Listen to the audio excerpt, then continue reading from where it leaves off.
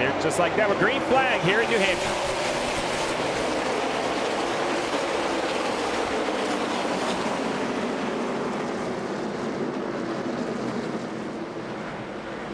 Great restart by Cole Custer down into one, but Christopher Bell got a great turn two down the back straightaway, side by side. Side by side for the lead, 3 wide for fourth back there. Harrison Burton went 3 wide on the bottom. Has to be very careful, very flat down there, trying to get the power down. Well executed. He's be able to force the issue, maybe clear it down here, but the battle for the lead is still on between Bell and Custer. How about this side-by-side battle? That's a great sign for us. 2 grooves, both have grip. Christopher Bell cleared him in the middle of 1 and 2. I don't know if Cole Custer's going to be okay with that. He's going to try to cross him back over. He looks low down the backstretch.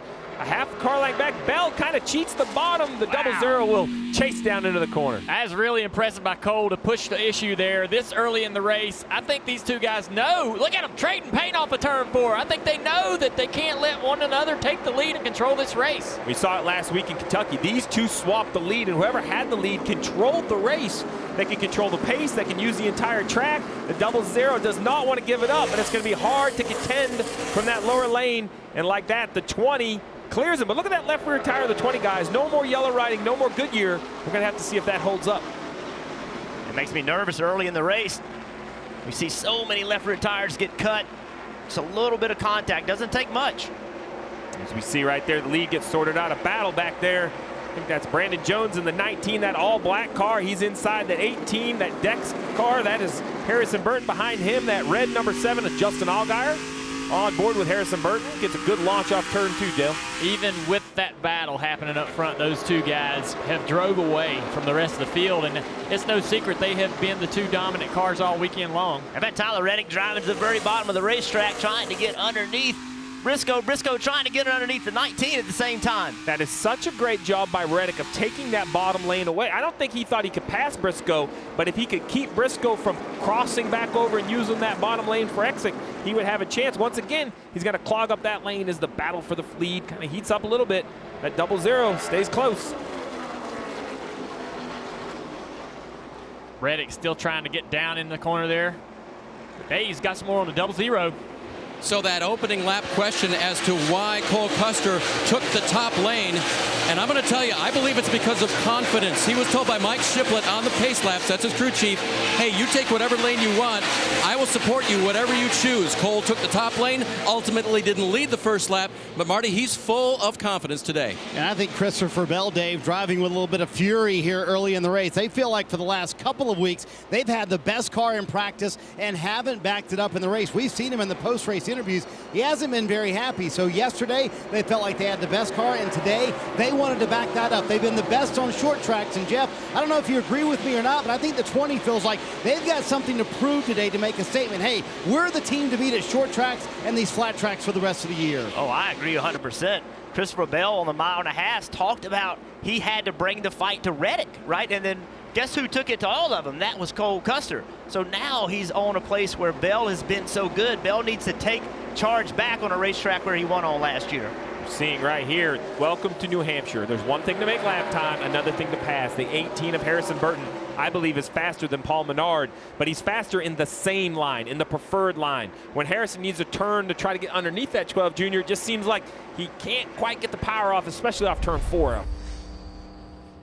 Heavy damage to the 23 of John Hunter Nemechek. You see the entire back of the car torn off.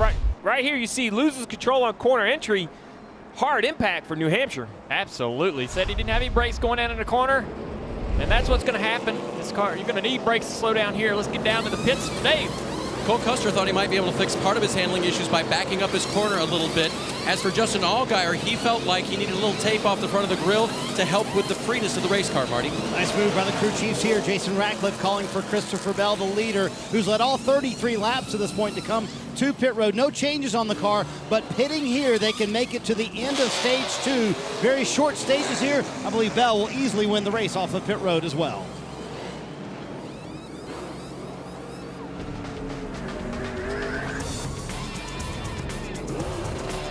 Bell, 4 tires, Custer, Allgaier all hold position. Menard, Reddick, Briscoe all gain 1.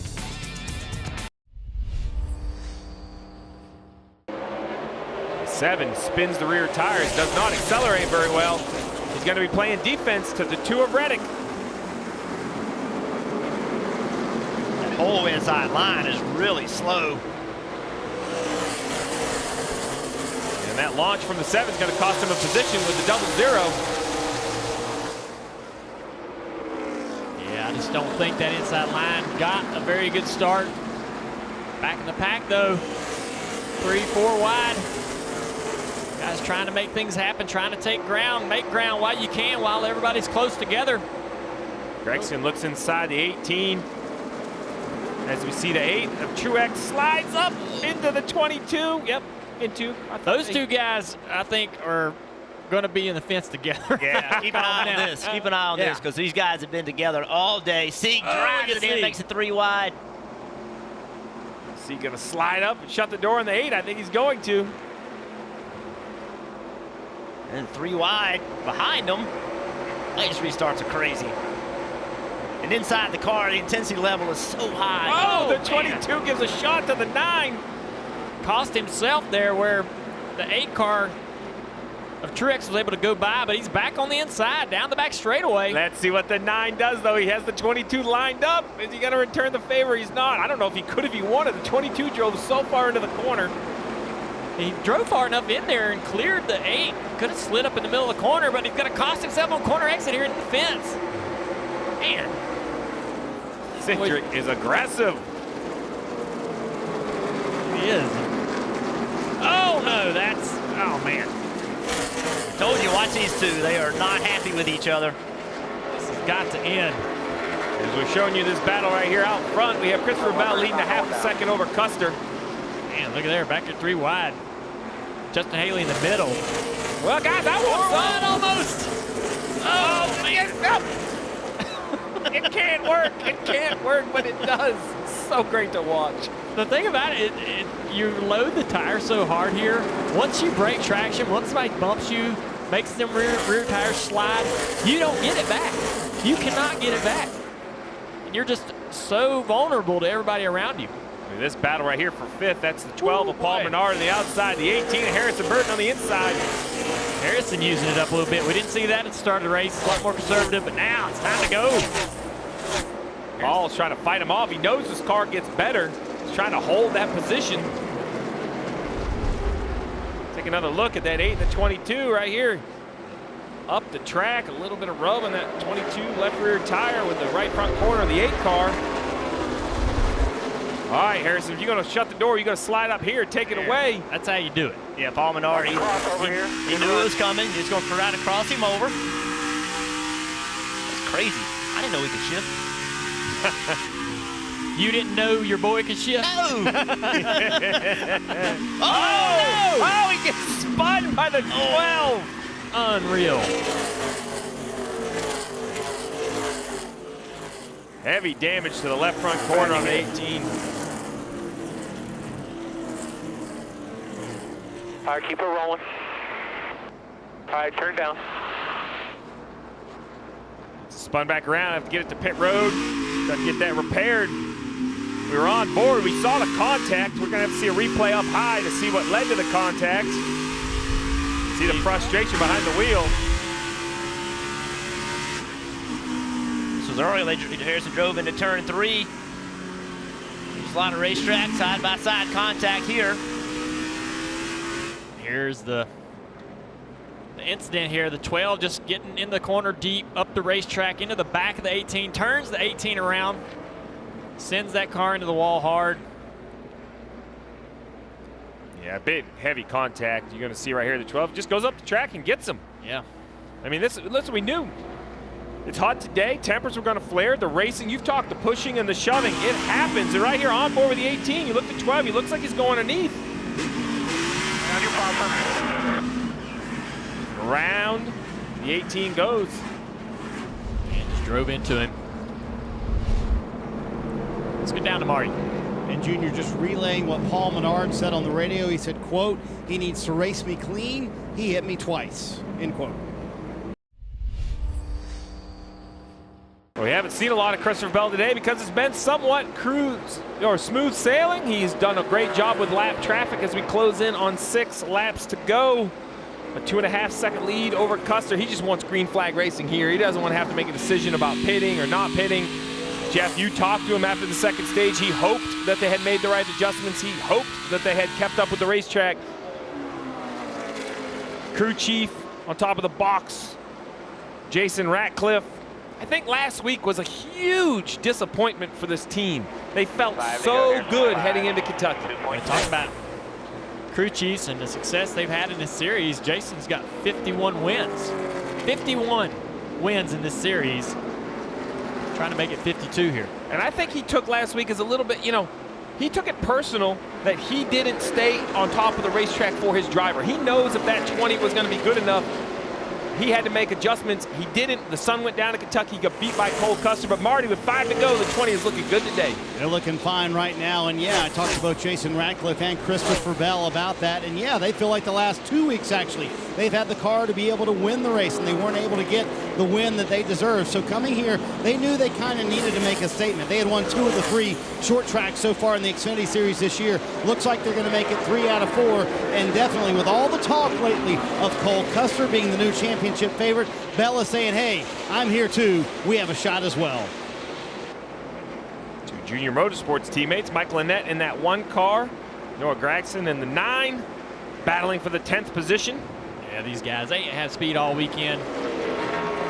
Lynette's had some great runs this year, but this has probably been the worst, I think, performance for that team throughout the weekend.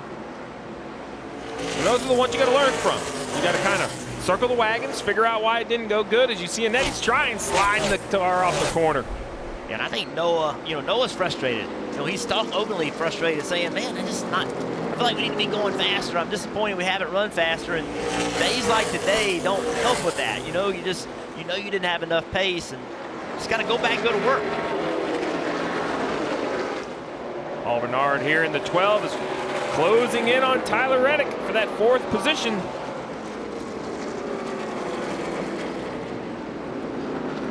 May run out of time, though, with only 2 laps as we see the 20 of Christopher Bell. In turns 3 and 4, worked his way through lap traffic. It's clear sailing in front of him currently. He'll take the white flag. He likes to see that. 1 lap to go. The 24-year-old from Norman, Oklahoma. This would be his 13th win in 59 starts, proving why his name continues to come up in conversation, why he's deserving of a cup ride. Everything he gets in seems to win, from dirt, from sprint cars, to asphalt, to Xfinity cars. As we have a car wrecking off turn 4, but I don't think that will change the outcome. A little slide by Christopher Bell, and Christopher Bell will win at New Hampshire. Great job, everybody on this team. That was fun. That's right. It's the 4th time this year, the 20 and the 00 finished 1 and 2. Including the last 2 weeks. Xfinity Series circuit. You know you've won a lot when you reach down, start adjusting that brake lever. Let's see a burnout, Christopher Bell. Last week we talked about it. I saw him in Kentucky. He felt so good about his car, and 2nd place, but so dejected in his interview. Crew chief Jason Ratcliffe, they said we have to stay on top of the racetrack. That's just what they did. 5th win this year, and just reminds us why his name is in conversation as a championship favorite. How were you able to take control of this race so easily? I just had a really good race car, and I'm very thankful to be able to drive these Supers for Joe Gibbs Racing and all of our partners at Ream, Rude, Toyota Racing Development. Man, they just provide really fast race cars, and I'm the lucky guy that gets to drive them. I know you felt like the last couple weeks were races that maybe got away from you. How much redemption does this checkered flag bring? It's pretty good. This racetrack's been really good to us and our team. So, like I said, I'm just really grateful to be here with Joe Gibbs Racing, and a race car driver is only as good as their race cars. So I'm very lucky to be driving such a fast car. All right, what do you want to say to all these fans who stuck it out through the heat here in New Hampshire? Yeah, just thank you guys for coming out. I know it was hot. It was hot inside the car, but thank you guys. You guys are the reason why we race. All right, congratulations. See you in victory lane.